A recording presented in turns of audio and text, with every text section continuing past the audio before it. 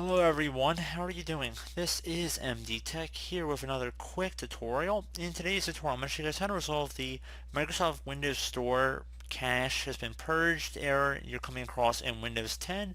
So this should hopefully be a pretty straightforward process here, guys. And without further ado, let's go ahead and jump right into it. So we're going to go over a couple of different methods about resolving this, and we're going to jump into it and start by opening up the start menu. Type in WS Reset. Best match should come back with WS Reset. You want to right click on that and then select Run as Administrator. Give it a moment to work here. This should be automatically resetting the Microsoft or Windows Store in the background, so just be patient. And it should relaunch the Microsoft Store if everything went according to plan, which is obviously what we're shooting for. Otherwise, if you're still having a problem, another thing we could try would be to open up the start menu again. Type in Windows PowerShell. Best match should go back to Windows PowerShell. You want to right click on that and then left click on Run as Administrator. If you receive a user account control prompt, you want to left click on Yes. Now I'm going to have a few commands in the description of the video. I want you guys to copy each one at a time. And just for the first one, we're going to copy it from my description and then go up to the top bar of the Windows PowerShell window here. So right click on it, left click on Edit, and then left click on Paste to paste it in. Hit Enter on your keyboard. This should take a couple moments here, so just be patient. Once you have the blinking cursor after System 32, we're ready to move on to the next command. So again, copy the second command from my description. Go up to the top bar of the Windows PowerShell window here, right click on it, left click on Edit, and then left click on Paste to paste it in. Hit Enter.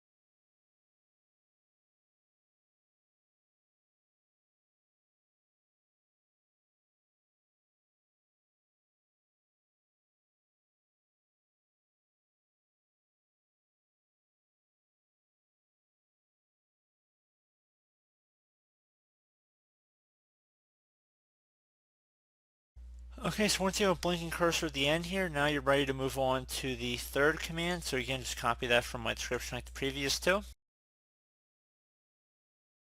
And then you want to go to the top bar of Windows PowerShell window, right click on it, left click on edit, and then paste it in. Hit enter on the keyboard.